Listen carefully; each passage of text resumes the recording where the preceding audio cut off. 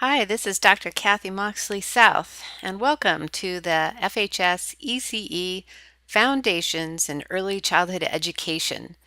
This is a 3-credit course, and the CRN number is 18390. Today, we will be going over the course syllabus. We will be discussing the following components of the syllabus: course objectives, competencies, course format, readings, tips for success, technology requirements, communication, the College of Education policies, late work, student engagement hours, grading assignments, and writing expectations. This class will cover foundational material in the field of early childhood education. Some of you may have already had coursework on some of these topics, and this will be a review. Others may have had none or very little.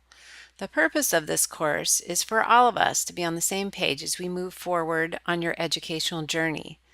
These are the course objectives for this class. When you have completed this course, you should have knowledge of the history of early childhood education, knowledge of early childhood theorists, understanding of diverse children, families, and programs in ECE, professional ethical standards in ECE and human services, knowledge of typical and atypical development, increased awareness of social factors that affect early childhood development, and understanding of current trends and global implications for early childhood education.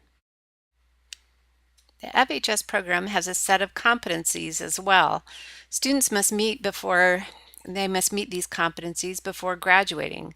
Please refer to your student handbook for a complete list of the competencies. This class will address the following competencies: 1.7 Professionalism and work ethics, 1.8 Ethics and social responsibility, 2.2 History of human services, 2.3 Lifespan development, 2.4 the ecological model, and 3.3 lifelong learning. Foundations in ECE is strictly an online course. That being said, we want to create an atmosphere of community within the online structure. To be able to do this, it is important that we communicate throughout the course. One way we will communicate and learn from each other is through the forum feature on Obiverse.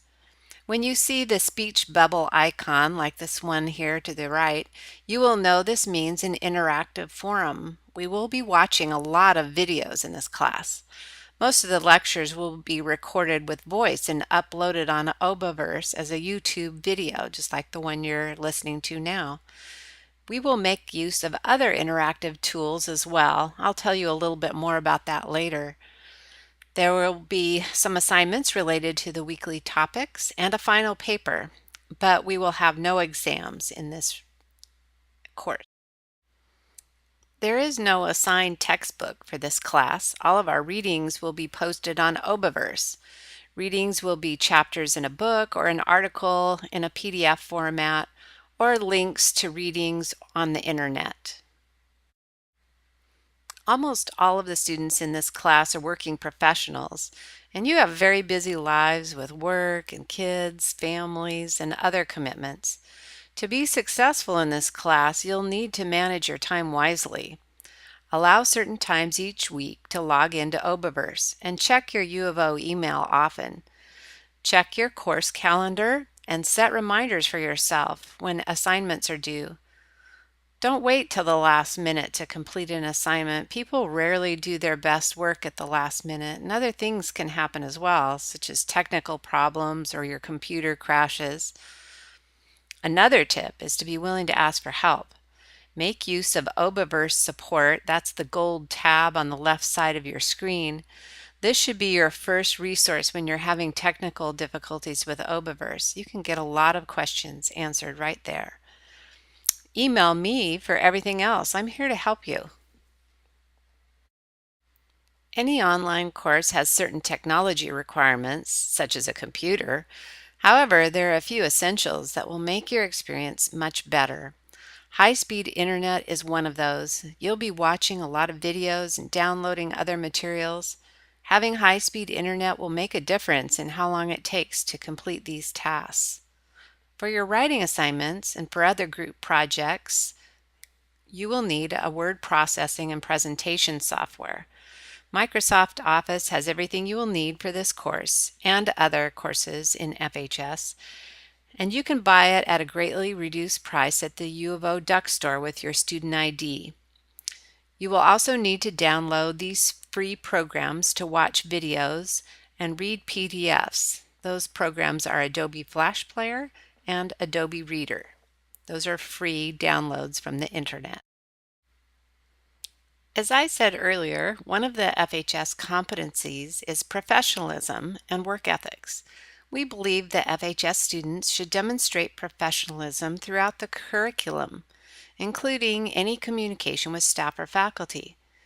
When you email me or any other faculty or staff in FHS, or even your practicum site, please follow these basic courtesies. 1. Put the title of the course and message in the subject line. Here's an example. Foundations, Assignment 1, question. That helps us know what your priority is and also what class you're talking about. Number 2, address the person you're emailing. You can use any of these formats to show respect for your audience. Dear Professor, Dr. Moxley-South, or Hi Kathy. I'm certainly okay with you calling me Kathy, and I prefer it, but we don't always want to assume that everybody will be okay with that, so be sure to ask first. Number 3, try to be as succinct and clear as possible. Faculty get many emails throughout the day, and it helps if you get right to the point. And number 4, use correct spelling, grammar, and complete sentences. I prefer that you check your email often because I will be posting announcements that way. And when you email me, you can expect a reply, usually within 24 hours. I may email you back from my iPhone. In that case, I'll usually follow up with a more detailed email later. Even if you are the most organized person ever, there are times when you may not be able to meet an assignment due date. Things happen. We understand that. We all lead busy lives, and you may have had an especially busy week at work, or you or one of your kids got sick. My policy on turning in assignments after the due date are as follows. I will accept late work with no penalties if you let me know at least 24 hours before the due date and time. Email me as soon as you know you need to negotiate a new due date. We'll figure something out. Late work that was not approved prior to the deadline will be subject to a 10% reduction of the total points possible for that assignment. Here's an example. The assignment is worth 50 points. You got a 48 on your paper, but you turned it in late without approval, so you got 5 points taken off, bringing your grade down to a 43. That's how it works. Grades are dispersed throughout the term as you complete activities. Here's a table of all the points you could earn for the term in this class. Weekly online activities. Each week there will be a series of activities to complete related to the reading or lecture. There'll be a variety of activities, including questions, surveys, reflections, or a short quiz. These activities will be graded on participation only, not correct or incorrect responses. Homework. There are 2 graded homework assignments. You will answer 4 questions related to the lecture, readings, videos, or other topic materials. You'll be asked to give in-depth answers and integrate your personal experience. The forum. We will be using the forum feature on Obiverse to have in-depth class discussions on specific topics. This is an important interactive feature of online learning.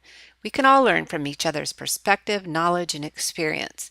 Please read the guidelines for forum posting. You'll find that at the top of the Foundations course on Obiverse. The glossary assignment will make use of a powerful Obiverse tool. Each student will be required to research an assigned theorist by summarizing information from trusted sources and uploading a YouTube video that represents the theory components. Once completed, all students can use the glossary to refer back to a particular theorist during later weekly topics. The database assignment. Obiverse has a feature that allows students to compile information that can be shared by all. For the database assignments, students will research an area related to the topic and post the information on the database. And final paper. Students will complete a final paper that will show mastery and synthesis of course material. Final grades are based on the percentage of all points earned throughout the term, and please see the table in the syllabus for more details. The University of Oregon determines hours of student engagement throughout a course. To complete a 3-credit course, students need approximately 90 hours of engagement. You can see in this table the approximate hours each educational activity will take.